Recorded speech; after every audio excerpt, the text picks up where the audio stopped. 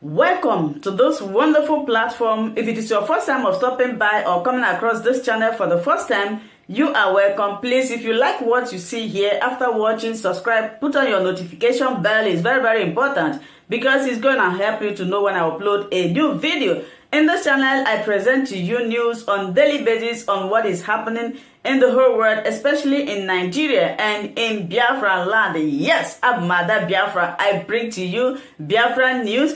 So before I do that, what I always do is that I analyze it and I sit down there to watch the video together with you. Then we'll come to the comment section to talk about it. Of course, everybody is entitled to his or her opinion. That is why the comment section is there for you to contribute, leave your ideas, your thoughts, your belief about the videos that you have watched. Please, as we are doing this, let us do it constructively. As we hop into today's video, remain blessed. I appreciate all of you. I appreciate your massive support in this channel.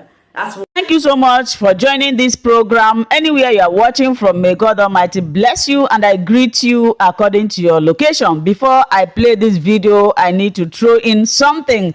For a very long time now, people has been accusing President Muhammadu Buhari that he knows something about Boko Haram and his plan of Islamizing Nigeria. Now you are going to hear it from the horse's mouth.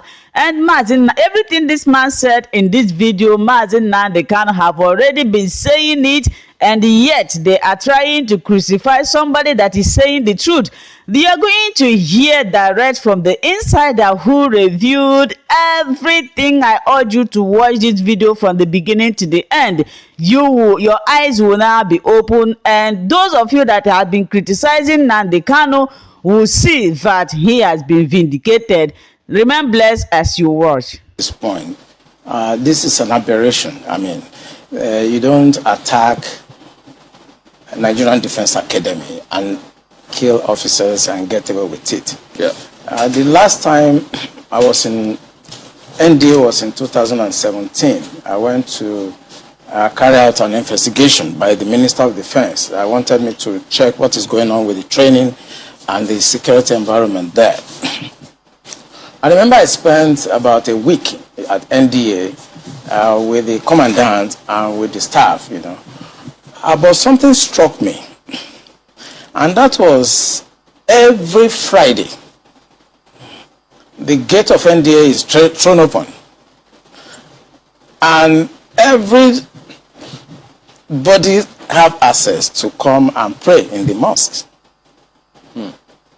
And I want to actually enjoin journalists to go to all military formations across the country on Friday by 1 o'clock. You are going to see the same thing happening across all military formations, including Naval Training Command at Papa, including the division in Ibadan, including NDA, including Jaji. I was in Jaji in 1994 for my junior division. And every Friday, our gate is thrown open. And everybody comes in to pray in our mosques. Even though they have their mosque outside. If you go to Defense Headquarters, I serve at Defense Headquarters as the Deputy Director, Defense Administration between 2015 and 2017. Throughout my 2 years at Defense Headquarters, I received visitors only twice because of the strict security architectures at the Defense Headquarters. But every Friday, the gate of Defense Headquarters is thrown wide open for everybody to come in and do Jumat. That is the time the terrorists have the time to profile our security environment. Has that always been the case? It has always been the case. I've served the military intelligence for the past 35 years. It has always been the case. Our problem is religion and social-cultural. I mean, people will expect me to come here and start talking about kinetics, about operation and so on. I've been an operational commander all my life. I've commanded warships, I've commanded troops, I've commanded men outside Nigeria and so on. But I'm not going to come to your station to discuss kinetics. The problem is not kinetics. In 2017, 2016, I'm always a member of the Security and Intelligence Brief at the Defense Headquarters. I told them, General Lawrence Shakin then, that the challenge we have in this country cannot be solved the same way we solved the problem of Niger Delta. The Niger Delta problem was solved during Yar'Adua time, basically by me. And I told them that we can't use that same template for Boko Haram. I told General Lawrence Shakin to look at the center of gravity of the problem. And we all came together. I was made a member of the committee, including Atahiru that just died was a member of that committee in 2016, 2017. And we came to a conclusion after several arguments. And the arguments were three. To identify the center of gravity of the problem, one group said it is the fighters, the Boko Haram fighters are the center of gravity, so we should go after them.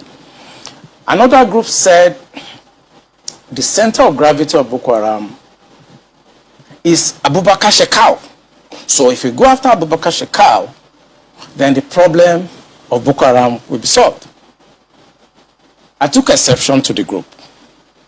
I said that is not the center of gravity of the problem of Boko Haram insurgency that we were having between that 2012 and 2017.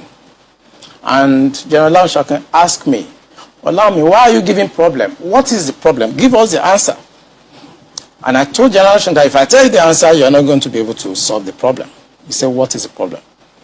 I said, the center of gravity of Boko Haram and insurgency in Nigeria are the sponsors of that program.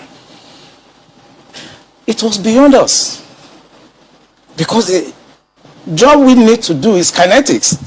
Fight, destroy places, resolve issues. Yeah. But we cannot resolve issue of sponsors of Boko Haram that were in Buhari's government, that we know them. When you say we, who I was in the military intelligence. Okay. And the defense headquarters staff that I work with, they know. And that was why we couldn't pursue that aspect that will have resolved that problem. Because you need to arrest people. And recently, 400 people were gathered as sponsors of Boko Haram. Why is it that Buhari government has refused to try them? So the government knows sponsors of Boko Haram? Of course, it's in the news. In April this year, the government said they have arrested 400 Bureau de Change related, people that were sponsoring Boko Haram. They told us. And Abu Dhabi also helped us to arrest few Nigerians, tried them, we know them. Why can't this government, if not that they are partisan and they are actually part of the charade that is going on, why can't they bring those people out for trial? So the Bureau de Change operators on the one hand, but you particularly said people in government. Are those part of the Bureau de Change, or those people that you say are in government are still there, government is aware, and government is condoning them? The people I mentioned that are in government are not these ones they just arrested. You remember this Boko Haram issue started since 2012. Yeah. And I was in the military intelligence that time. We arrested those people. It is my organization that actually conducts interrogation and interview. And they mention names. I mean, I can't come on air and start mentioning names of people that are presently in government now that I know. Presently in government. That the boys that we arrested mentioned. Some of them are governors now. Some of them are in the Senate. Some of them are in Asorock. Why should a government try to cause this kind of embarrassment and insecurity to the sense of what happened yesterday? And the solution I gave them in 2017, because when I identified the center of gravity for General Lawrence Shakin, and they couldn't pursue it, because some of them were ministers. And what I'm saying now, the Department of State Services are listening to me. They know them. Yeah. So the solution I gave them was that if we can't pursue the policy strategic level, because the people that we need to talk to are also, going to be difficult to deal with. I said what they should do now is to conduct two things. We should buy blimps. The blimps are not UAVs. They are not drones. Blimps are equipment that can fly up to 10,000 feet, 30,000 feet, static if you want, mobile if you want, and they carry a lot of payload. We saw them in Afghanistan. We saw them in Kenya. This will be something that can give us real-time intelligence, and we can know where these bandits or terrorists, where they emanate from, when they finish operations that they've done, where they go back to. Okay. Well, they did not buy this equipment up to. Okay, you said quite a number of things. Let's pick up on some of them and see if we could make some, if we could shed some further light on some of them. Since 2012, I mean, you've been in operation, as you said, ever since that time. You questioned several people. Some people were identified at that time. Did the government at that time try any of them? Or were any of them also in government at the time? No, the government did not try any of them, and the defense headquarters where I worked then did not pursue that line of operation because it's beyond them. The defense headquarters, actually, when you look at the defense structure of Nigeria, they lie within the policy strategic level, but basically they are operational guys. So when you have policy problem, then they cannot go beyond their masters. They can write intelligence report and say this is what is going on. And we've seen that the present government know what is going on. I'm sorry, is this a policy problem? I mean, the laws are clear. If someone is said to be involved in something as devious as this, the laws are clear. This person is meant to be arrested, questioned. I mean, it's quite clear. So is it a policy problem? We have the laws. So what is stopping the security agencies from actually enforcing the law, since that's what they are? I think what is stopping them is like when you are a member of a church and your pastor have decided to be at a certain level of spiritualism and you're a member of that church. You cannot be higher than your pastor spiritually. You can't, no matter what you do. So this is the same religion you spoke about? Yes. In real life, you see that the defense headquarters cannot conduct any operations that is not sanctioned by the commander-in-chief of the armed forces. Yeah. They cannot. No matter how small, little they cannot. So when the Yar'Adua government decided to put an end to Niger Delta militancy, that was in 2007. What he did was simple. He called all the security chiefs and all the intelligence chiefs and tasked them to come up with a solution. The Defense Intelligence Agency, the National Intelligence Agency, the Department of State Services were called with the Inspector General of Police and the Interpol to come up with the solution to the problem. Then the problem was Niger Delta. The president was Yar'Adua. He was dispassionate. He wanted to solve the problem. Within 6 months, we solved the problem.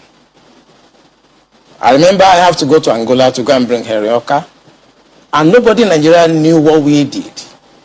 All we know is that since 27, 28 that we conducted our operation under Yar'Adua, Niger Delta issue has remained manageable.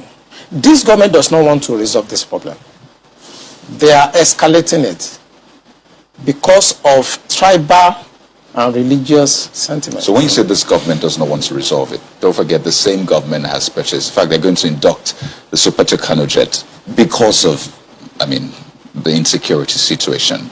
They have, the president has had to change guards, as it were, as a result of people's clamor. I imagine if that was not in the thinking, why would you go that length to make some of the, some of the pronouncements, the meetings that have happened, the purchase, the change of guard and the rest. Why would they do all that if they don't want to sort this?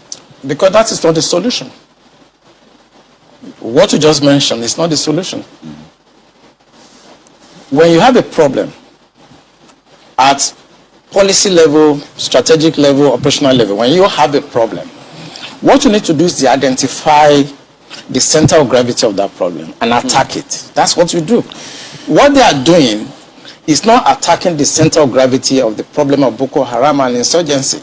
So if the president is buying super to Kanu, is changing service chiefs, that is not the solution. This government does not want to resolve it. Don't forget, the same government has purchased. In fact, they're going to induct the super to Kanu jet. Because you have a problem at policy level, strategic level, operational level. When you have a problem, what you need to do is to identify the center of gravity of that problem and attack it. That's what you do. What they are doing is not attacking the center of gravity of the problem of Boko Haram and insurgency. So if the president is buying super to Kanu, is changing service chiefs, that is not the solution. We are looking at the wrong side. It's not kinetic. It's politics. Are you ruling out kinetic altogether? I can't rule out kinetic because so it's a spectrum. It's a spectrum, you know, so you can't rule out something. But the center of gravity is what they should look at. And what is it? I'm saying it on this channel. It is the sponsor of Boko Haram and bandits. And speaking about the sponsors, you know, when you say the DSS, and yeah, they could be listening to you, but so they profile, part of their responsibility is to profile all of these persons before they either vie for elections or before, excuse me, they are nominated for any of these positions. Doesn't that happen? Don't they get intel and say, look, this and this is what we found, and then we don't think that this should proceed further? Doesn't that happen? It does. You know, when I worked with the DSS in 2007, because when Yaradua approved the operational order that we did, we now have to work together as a team. He actually forced all of us to sit down together and work together. I was surprised at the tremendous amount of information had by DSS. I was shocked. We in DI, I was in Defense Intelligence Agency, and when they were forced to bring out the files, I was shocked. They have so much information at DSS presently as I'm talking about what I'm talking about. They have. But you see, if a fish is going to get spoiled, it's going to start getting spoiled from the head. The DSS will not do anything except the Commander-in-Chief's body language shows that this is the direction I want to go. That is where the problem is. The DSS has tremendous information. By the time 2023 is here and somebody take over and wants to undo some of this evil that I've seen in this country, you'll be surprised names that the DSS will bring out. They have the information. There's nothing I'm going to say here that they don't have. The defense headquarters have the solution for the kinetic aspect. They do. I'm not going to come here to advise them. I work with them and they're still there. The chief of naval staff was in the intelligence with me. We were together in Defense Intelligence Agency. That's Vice Admiral Gambo. I know these people are good. They know what to do. It's not that they have problems. It has to do with politics, the sponsors, people that feel that this country should be Islamized. You know, assuming but not conceding that, I mean, that all of this is the case. So what is the end game? Because I imagine as a strategist, that's what you think about too. So these things are happening. What is the end game? So why will this be allowed to fester? For what purpose? The end game for them, because we did, normally when you want to look at this type of challenges, what you do is that you go through what we call the intelligence circle. Okay? When you do the processing and you do the analysis before dissemination point, you discover that the end game for them is to just turn this country into like a Taliban type of country. And it's a mindset. And anything goes. In other words, 10% casualties, 20% casualties is allowed in trying to achieve the end game of Islamizing this country. That's for the terrorists, the bandits. It's not for the terrorists and the bandits, for the sponsors. Because I told you, and I will repeat on this channel, the sponsors of Boko Haram and the bandits are the problems. And defense headquarters, the army headquarters, the naval headquarters, the air force cannot do anything about that. Buhari has to do something about that. The Interpol has the list of those people that are sponsoring Boko Haram. I work with Interpol. They should ask. If they don't know, they should ask. The government of Dubai, they have the list of those people. During the trial of those people that were caught, names were mentioned. They have the list. The government also told us that they've arrested 400 sponsors of Boko Haram. Why should the government not try those people and bring peace and harmony and safety to this nation? Why won't a government do that? Those people that are going to harass cadets and officers in NDA, they live around the place. I know NDA very well. I was in Georgia, I was in NDA as young officers, and I know the area very well. They live around the place. So why can't you put up a blimp that can see what they are doing in real time and eliminate them? Why won't you do that? In fact, there were more details saying that She is right. It's not about ransom. They just want to pass a message. We can come in. We can do what we need to do. And there are some hardliners in this government that are sponsoring this kind of narratives. They just want to show that they can Islamize this country. They think about Taliban. They think about the Mujahideens. And they want to replicate it in this country. And they don't care what happened. They simply don't care. As long as at the end of the day, there's Sharia and there is whatever thing they have in their head and they want to achieve. So these people that are sending messages are sponsored by Nigerians. So if I could follow up on that quickly. Please go ahead. This part of what you just spoke about now, the security agencies gleaned this from those who they arrested over time, saying this is the intention. Absolutely. The intention of is on the internet. So it's not even about the people we interrogated. The intention is to Islamize Nigeria and practice Sharia. And it doesn't matter if some people die. It doesn't matter if you're embarrassed. It doesn't matter if our economy has degenerated. Look at the interest rate. Look at the inflation rate. Look at the debt profile of Nigeria. They don't care. As long as at the end, the Quran is at the sea. So some people in this country have this mindset. And we must tell the truth. If you tell the truth, you die. If you don't tell it, you die. Some people have this mindset to Islamize the nation. And they are in the government. And people know them. The DSS know them. The NIA know them. The DIA knows them. Because it is the DIA that conducted the operations, that arrested these sponsors. So they know them.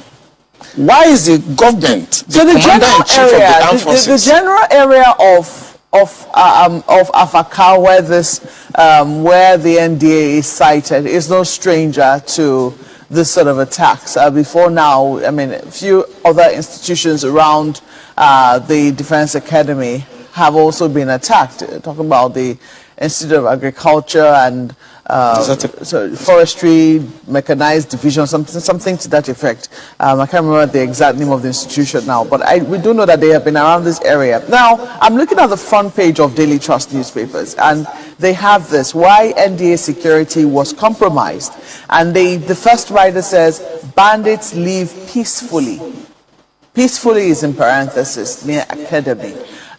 There have been questions before now that sometimes, this happened in Jos, around Rukuba, that, there were attacks happening in the neighboring area, and that the military institutions did nothing. The same thing happened when there were attacks on the airport, residential area in Kaduna. Oh, that was very close to the Defense Academy. They did nothing. Oh, they attacked the forestry school in Kaduna. They did nothing. Now they have finally come for them. But the talk is that these people have been there all along. They never went anywhere. The bandits who perpetrated this attack have been there all along. Does the military really need, I mean, if this is something that is of concern to the security agencies, because it was only a matter of time from what it would seem that we're reading that these attacks were going to happen, did they really need to wait this long before they took action against people they knew were a security threat to not just them, but also the people around their environment? Yeah, Makwe, I may also shock you that some cadets have been abducted before now. And when they took these cadets away, and they demanded for ransom, as low as 400,000 naira at that time, the cadets were released after the ransom were paid. And the cadet told them that where they took them to, that they could hear the parade going on in NDA, that they were not taken far away from NDA, that every morning they hear the parade and the programs going on in NDA while they were in the camp of the terrorists. You are right. These people live around NDA. It's about social-cultural issue. As long as you're a Muslim and you speak Fufude or Hausa, you can do whatever you like and fraternize with the military and go in and out of the barracks. You are saying that the attack did not happen on Friday. Of course, it will not happen on Friday, but they have enough time to carry out surveillance. They have enough time to have insiders that will work with them. The problem is that journalists should go around our military institution this Friday and carry their cameras and see the decadence, the security breach that goes on every Friday in all military institutions across Nigeria, and tell the Minister of Defense to put a stop to that. The defense institutions, they are sacred. They are not where people can come on Friday, throw open the gate because they want to come and do Jumat. The truth is that on Sundays, we don't have such, invasion of our premises by Christians to come and pray or to come and do whatever on Sundays. But for the 35 years I spent in the military intelligence, if you go to Tego Barracks in Apapa, it's the same. The Tego Barracks is where I was trained as an intelligence officer. It's the same. On Friday, they will troop in. They throw it open. It's religion. And because we must think about solution, the Minister of Defense should stop this. They should make pronouncement and stop it. Every Friday, people should go to various mosques around them to pray and maintain the sanctity of our military institutions. That's what I want to know. At defense headquarters, every Monday, even if you go this Monday coming, you will see they are always there to discuss intelligence and security brief. We discuss all topics there, including the issue of Muslims gathering every weekend. All those barriers you see at defense headquarters. And that's why I'm talking to the media. They should go there on Friday. The barrier is no longer there. It's open because it is Jumat. And this is when they come to carry out surveillance. If you look at what happened in Mogadishu Barrack, it was the same. That was the time they went there and blasted the place and killed a lot of people. It's these same people that are allowed to have access on Fridays and become members of the mess because they are, it's a social-cultural issue. So I think we should begin to look, the Minister of Defense should put an end to this, because for 35 years of my stay in the military intelligence, it has been the case. Both naval institution, Air Force institution, Army institutions, Even the Department of State Services. Once it's Friday, the gates are thrown open. And people come from outside. And there'll be no space. They'll be all over. If you go to Defense Secretary on Friday, this Friday, you see them littered everywhere. If I could just comment. I mean, this conversation is usually quite tricky. I mean, people listening, some might take different perspectives to it, thinking, oh, is this a religious thing? Is this an ethnic thing? They ask, is it only Muslims you have in the military? Is it only people from this certain cultural, heritage that you have in the military? And I'd like us to tackle the issues. You have mentioned what you have called the core, as it were, of the problem. How do we tackle this without viewing it from a religious spectrum, an ethnic spectrum? Because you know well, Nigeria is quite, polarized across, these groups, ethnicity and religious. How do we tackle it without coming off as though you're inciting people, on those lines? You see, one thing I discovered in this country is that when it comes to religion, everybody is very sensitive. But the fact I have laid bare is from the experience of 35 years of military intelligence. So I'm not coming to the air to whip up sentiments, no. I have been in the system. I work with Abacha government. I work with Babangida government. I work with Abdul Salam. I work with Yar'Adua Obasanjo. As a core insider of operations, I belong to a group of people that you are not supposed to see, people that you are not supposed to hear. Because we have 3 classes of military officers. I belong to the wars group. I lost my family because my family does not have to know where I have been, where I have gone, and I cannot talk. I've seen Colonel Lu here, I've seen Stan Lambo. Some of us belong to that group that we are not supposed to be seen, and we are not supposed to be heard. The truth I'm telling you now is not about sentiments. Is that there are a group of people in this country that feels that this country should be Islamized. This is a fact. I say you want me to start mentioning names of people in this government that we have interrogated. I was a member of an interrogation team, and I've interrogated a very high-ranking member of this government in 2007, 2008 on the issue of Boko Haram. I interrogated him. He's in this government right now. And what was the issue? Boko Haram. And this senior officer was actually let go because he was found culpable. But right now he's in the government. You see, we must say the truth, because if you don't, this country is going down the precipice. We have been set back more than 60 years right now.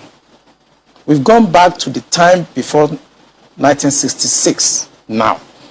And whoever is coming back to repair this country has a lot of work to do. This country has never been polarized, so we cannot run away from it. We have never been this much polarized. I'm a federal person. My mind is federal. My brain is federal. My loyalty is federal. I do things for the federal government. So I cannot come here and try to be sentimental. No, I'm a federal person. So will your life be at risk now that they're hearing you? I don't care. I don't care. And my colleagues, they know me.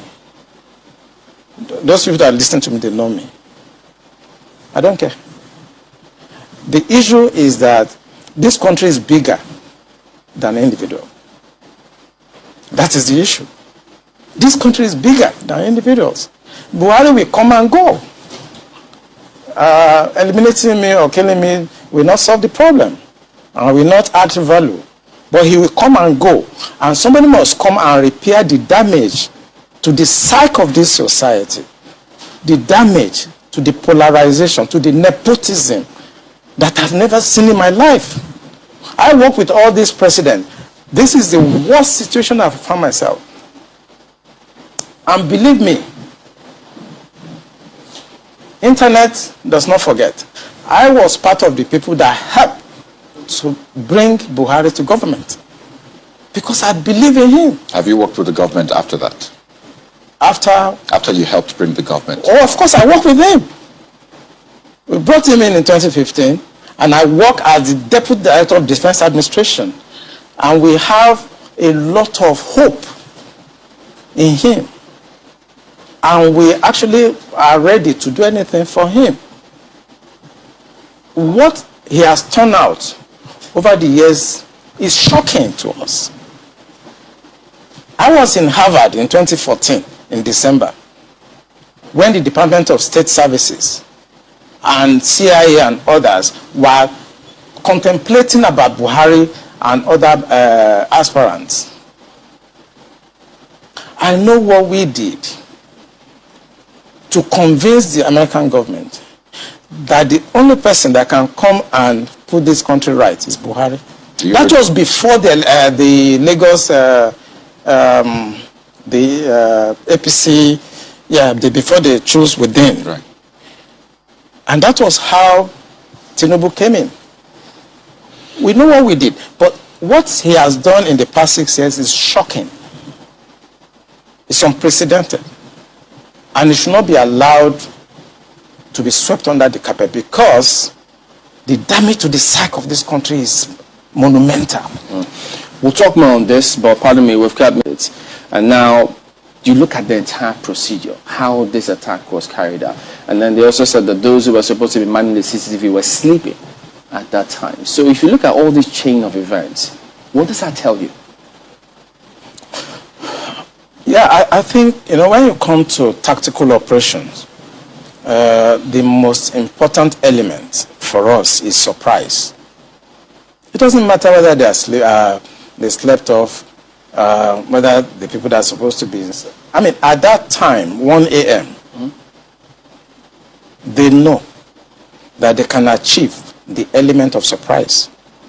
Even if after 30 minutes of their invasion of that environment, it will take a lot to be able to respond to such an attack. So don't start looking for who to blame or who to... No, it's just with a view to correct some of these things. Are they supposed to be sleeping in the first place, manning CCTV cameras? For an attack, I've conducted attack in Niger.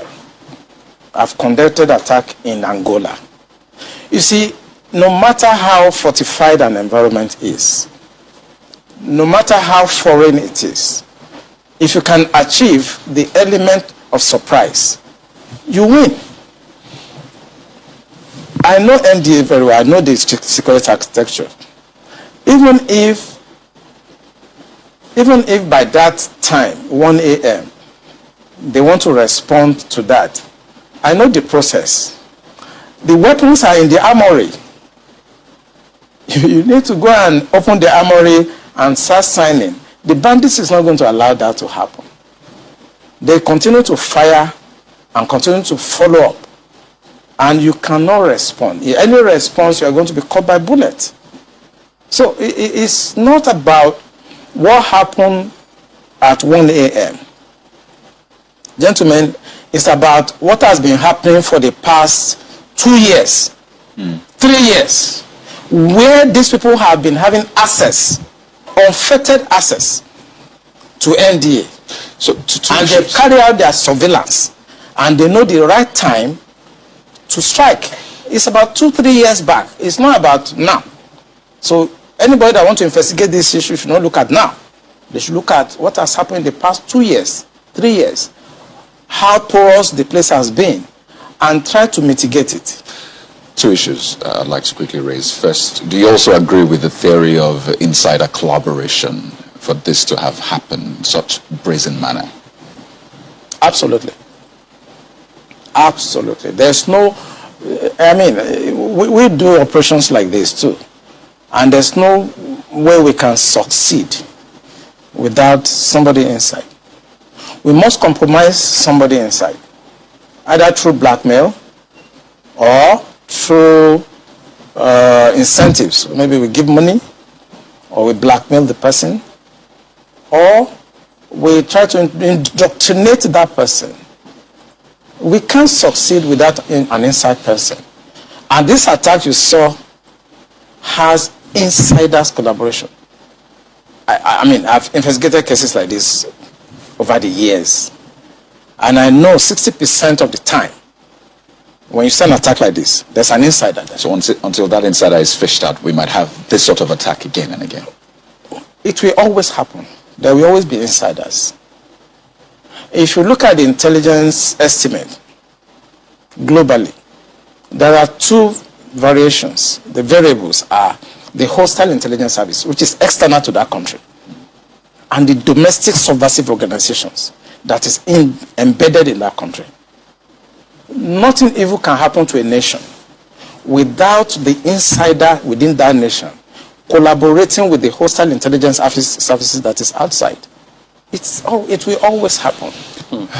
If I could just raise this other part. In the statement that was put out, the term unknown gunmen was used 3 times, the 3 paragraphs: unknown gunmen, unknown gunmen, unknown gunmen. Prior to this time, people called them bandits, some even called them terrorists. But is it instructive for you that it was a term unknown gunmen that was used? It's deliberate. You know, I'm sorry to say that the media is part of our problem. No, I'm talking about the statement from the academy itself, actually. The academy also have to use that word to avoid reprimand from the higher authority. I was the commandant of Defense Intelligence College, and I know that at that time there are things I cannot say. If you term them terrorists, it carries a lot of weight, and you can be reprimanded for that as a commandant of NDA. So he is going to be very careful to keep on using that same term that is safe to use, because there are legal and other implications when you term a group terrorists. But I want to say on this channel that those people are terrorists.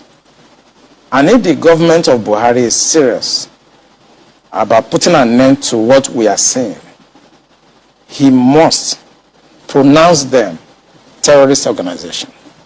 Because once he does, it carries a lot of weight. And the reaction of the armed forces, where I belonged to before, will be completely different. What was the point you were going to make about the media? There is nothing that is going on today that is not actually tainted by the media. How? And that is why I have to come here and make bold to say what I've said. The media also know 80% of what I've said now, but they will not publish it. They know. I work with journalists. I was Deputy Director of Foreign Liaison at Defense Intelligence Agency. I work with journalists. I was Commandant Defense Intelligence College. I work with journalists. I train journalists in intelligence operations. They know. So why are they not also saying the obvious that will help the security and safety and progress of this country? So at that time that you worked with the journalists and training them and doing all of that, did you give them permission to publish your name as a source if they were going to go to press with those details? Oh, I did. It was a policy, because you see, when I was made the commandant of Defense Intelligence... No, because you had said that you belonged to a group that was not supposed to have been heard or seen. Yeah. So how did you give them permission to publish your name? Yeah, because at that time I was holding a different appointment. I've held a lot of appointments in the military. There are certain appointments I will hold that has no connotation with intelligence at all. For example, I was the Chief of Staff Logistic Command for the Navy. That appointment has nothing to do with intelligence. I was the defense advisor to Nigeria in France. It has nothing to do with intelligence. So there are times I hold appointments and I have to deal with journalists. And I must tell you, I can mention some of them. Mohammed of NTL, I trained them because I wanted them to understand that military intelligence is not like a cult. I exposed some aspect. Even though most of the documents are usually top secret and they tell you can't publish or even access the document, even if you see it by mistake. No. There are places you process top secret. I mean, if you want to talk about document security, it's a lecture of itself. You have unclassified materials, you have confidential materials, you have secret materials, and you have top secret. There are processes. It's an area of military that you need to do a lot of training. So when we bring journalists in and talk to them, we ensure that they don't see unclassified materials. And it's just for them to understand how the system works. Basically, if you go to Afghanistan, if you go to Iraqi, you see journalists embedded with the military. But it's not the case here. I think I tried to encourage you when I was the commandant that we should allow journalists to have access to some of the things we do so that they can say it as it is. Because when I conducted the operation in 2007 in Angola and I came to Nigeria, what you read in the newspapers, what you hear on television and what you see are completely skewed from what we were doing. So why did they want that to happen here, to embed journalists? I just think it's myopism. We have a lot of illiterates in the government that don't understand that hiding things in this 21st century it doesn't work anymore. They try to hide informations and they try to protect what they think is corruption to me. That's why they don't allow journalists to actually access some of these things, because this is the most corrupt country in the history of this country right now. Marpa? Well, sometimes, there are questions as to what usually will happen. I mean, in terms of, before you went into the journalistic exploration and how the media sometimes are part of the problem. And, I think that there's an ongoing conversation in terms of how the media can be help, can be a source of support to the military rather than a hindrance. But before we went into that discussion, I think we're talking about something else. And for some reason now, I think that has finally escaped me. But moving forward, because you're talking about the language used there, the fact that they were branded unknown gunmen, and the fact that even though it was a very short statement, it was used 3 times, in that I think that there was some attempt to try and reinforce the fact that these are unknown gunmen in that very short statement. But I'm wondering, now that this gentleman, the officer who was taken, has been murdered and his body has been found, do you think that there is any hindrance now stopping the military in going after these people? Because in many places they will tell you that people will always dare. I mean, we've seen attacks that have been very daring, even in the most developed places that are considered very developed countries. The difference between there and here is that when you do dare that sort of attack, the chances that you're going to come home or go back or go scot-free are very slim. Here we are yet to see how directly the people who committed an offense directly are, brought to book or do not go home and get away with it. Do you think that now that there is nothing at stake in terms of how this major, his body has now been found lifeless, is there any hindrance stopping the military from getting the actual people, not just the general attack or attacks that happened days later, the actual people who committed this heinous attack and crime on the Nigeria Defense Academy? Yeah, I think they're going to get them. No doubt about that. Few days, few hours, you're going to hear that the military will get them. I know how it feels when things like this happen to colleagues. There are times we actually disobey instructions. There are times we don't follow operational orders. When our colleagues are killed in a disgraceful manner like this, since we know we have irresponsible people at the policy level, there are times we don't listen to them. So I can assure you on this station that the military will get them. They will go after them and they will hunt them down. And they're not going to follow all these mullah, imams, and all those people that feels that it is their birthright to Islamize this country and destroy the essence and the fabric of safety, progress of this country. So the military, they're going to disobey, they're going to go out after them. And as I repeat, in a few hours, you're going to hear, they're going to get them, and they're going to deal with them. Okay, just one more thing as we wind down. What would you advise Nigerians? I mean, they've listened to you, several things going through different people's minds now. What would you advise them to do in terms of, in the light of all that is going on, how should they conduct themselves? What should they do such that we all can have, at least contribute in whatever way we can to have a country? Which people are you referring to now? Nigerian citizens who are not perhaps in the military. Regular citizens. Are you talking about the civil society? Civil society. What they should do? Yeah.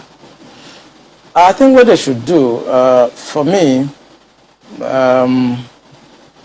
the failure of governance is dependent. It's like a variable. When you do a simple linear regression, the failure of a government is dependent on the failure of the civil society.